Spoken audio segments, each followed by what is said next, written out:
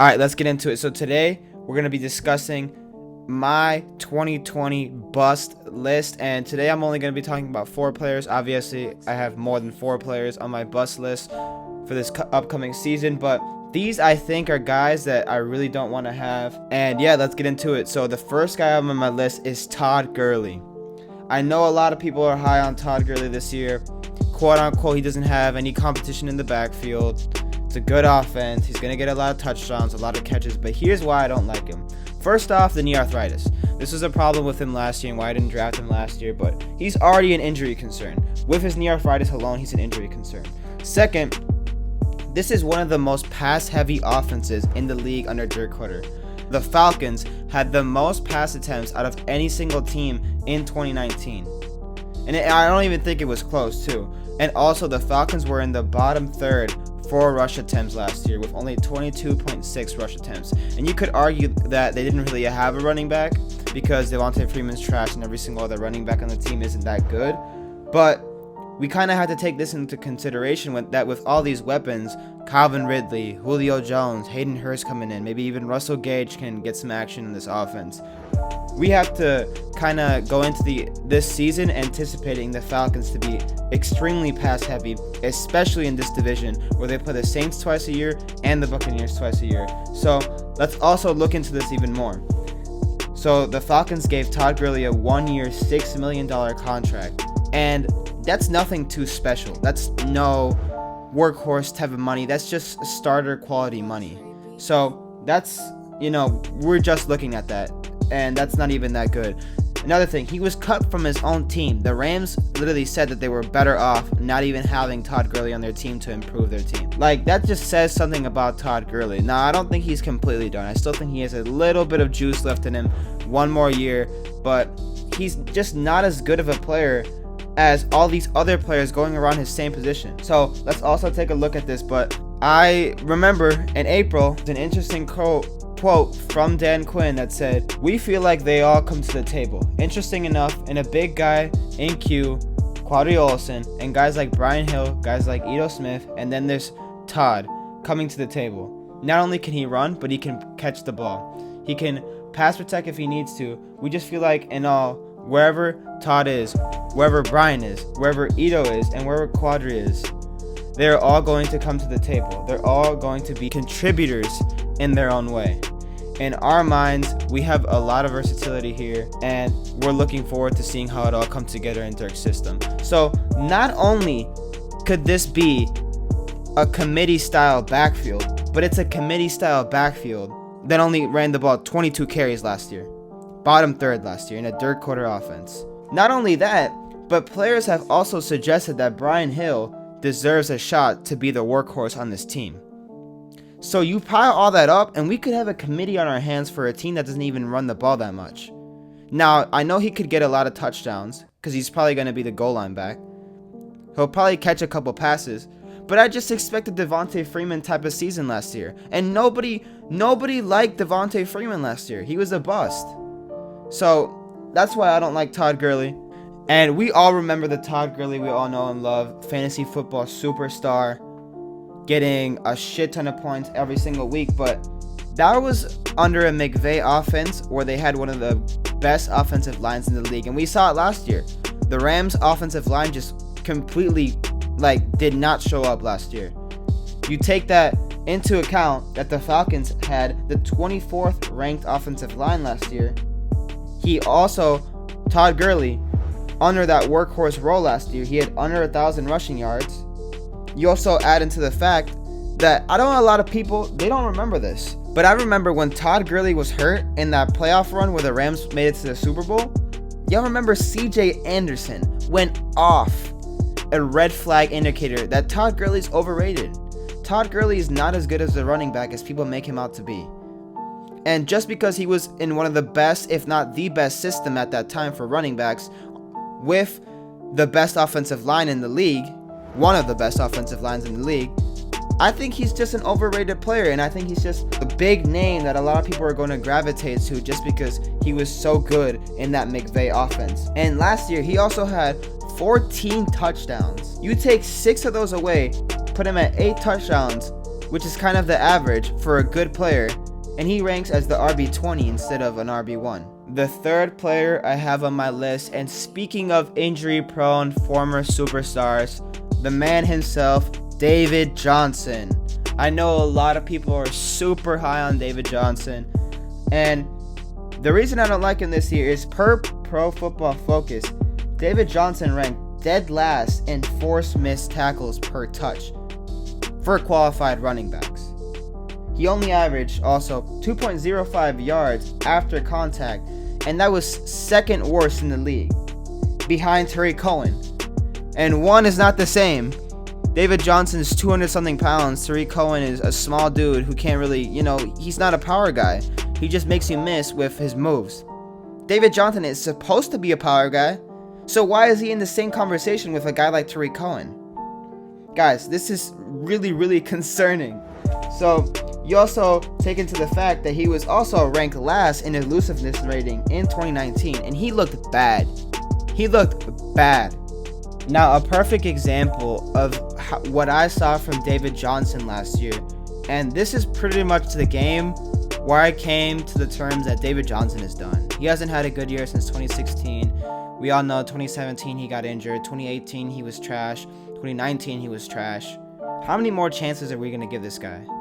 So this is pretty much the game that I knew that David Johnson was completely done. This is the game. This is week 10 last year of the Cardinals versus Buccaneers, and just look at this play, y'all. Oh my God, look how slow he is, y'all. No burst whatsoever, trying to get to the outside. Another play right here. This kid's completely stuffed, no juice whatsoever. Gets stuffed again. He was so bad that game. Look, he gets a pass right here, and the ball just gets. This was so sad for me to watch, and so demoralizing for David Johnson fans, because this was just the game where I saw from him where I'm like, yeah, this guy, that's it for him. This guy is done, guys. The running back position does not have that many years in the NFL. You could be a good running back for 3 to 4 years on average and be done, just because of the type of hits you get. There's a lot of wear and tear in this position, and that's what a lot of people need to get. David Johnson is done, guys. Don't trust Bill O'Brien. What has Bill O'Brien done that has made us trust in him?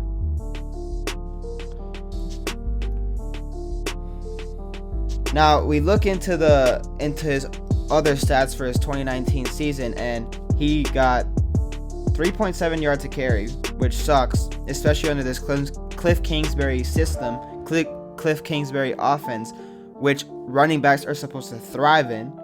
Kenyon Drake comes in, averages 5.2 yards a carry with the same offensive line, with the same offense. Chase Edmonds comes in for that week that he started, averages 5.1 yards a carry with the same offensive line, the same offense.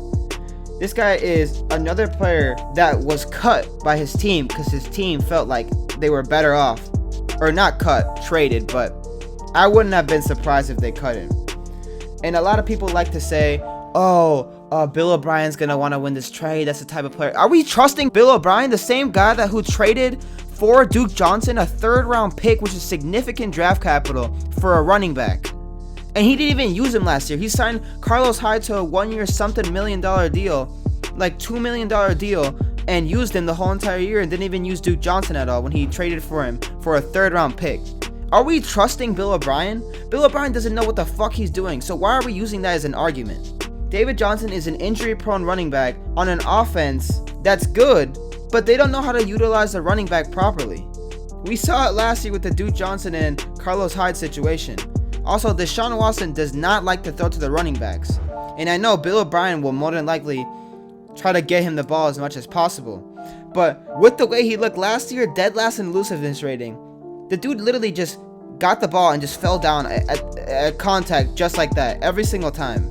I am not trusting David Johnson in the 3rd round. Please don't do it, guys. This guy's such a bust this year, and it's so obvious, and a lot of people just need to stop searching for that workhorse running back. When it's a reach, it's a reach. And David Johnson is not the same player that he used to be, so don't fall for this trap. The second guy on my list who I have major concerns on this year is AJ Green.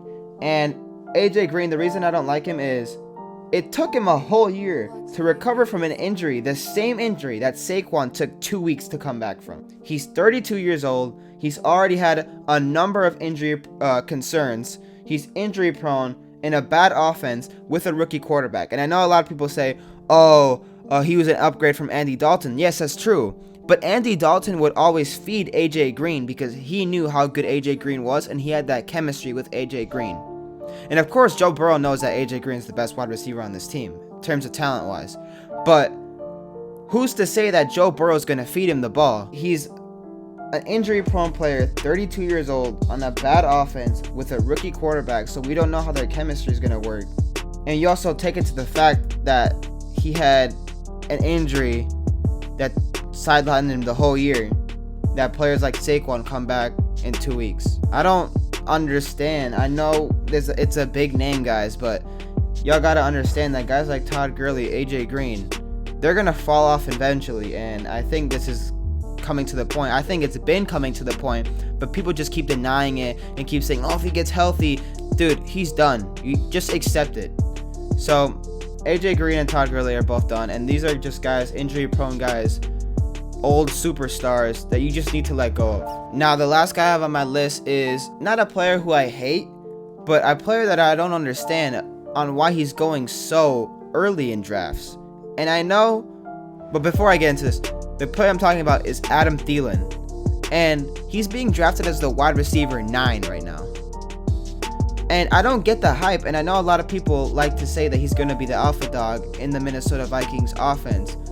But do we want the alpha dog on a run-first offense and a Gary Kubiak-led offense? Not only that, but the Vikings drafted a player who plays the exact same position as Adam Thielen. And I'm not talking about the wide receiver position. I'm talking about the slot position. The position that Kirk Cousins loves to target. And Gary Kubiak literally said it himself. Justin Jefferson will play the slot quite a bit. Now you put Adam Thielen in the outside, and will he have a lot of success? And I know he played outside last year quite a bit.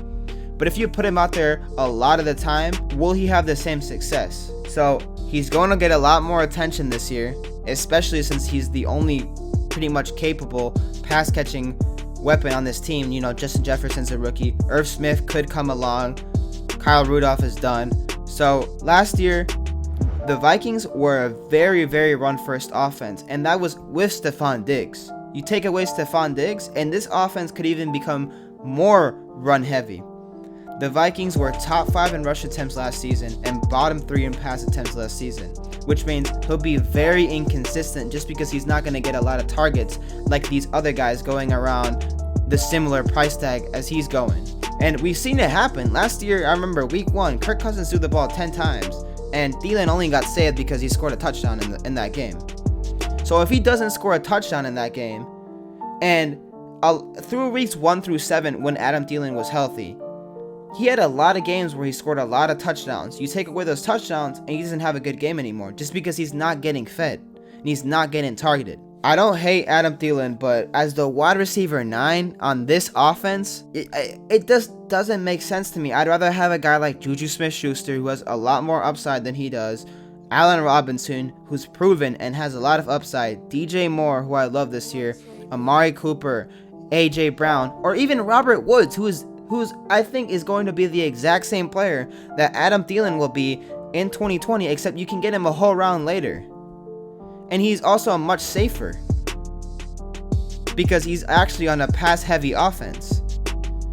So I just don't get the buzz over Adam Thielen. I don't think he's gonna bust completely like these other players that I mentioned, but I see him more as a wide receiver 2, top 20 wide receiver on this offense, not a top 10 wide receiver 9 type of player. Like, I just don't get that type of buzz around him, but I don't hate him, but I don't love him, especially where he's going in drafts. So that's all I got. Those are the top 4 guys that you're not gonna see me owning on any of my teams this year, and I have a lot more players coming. I have a lot more guys who I don't like and I'm not targeting, and I have good information to back that up with. So stay in tune because I'm going to be releasing all that stuff before the season starts. I'll see y'all later.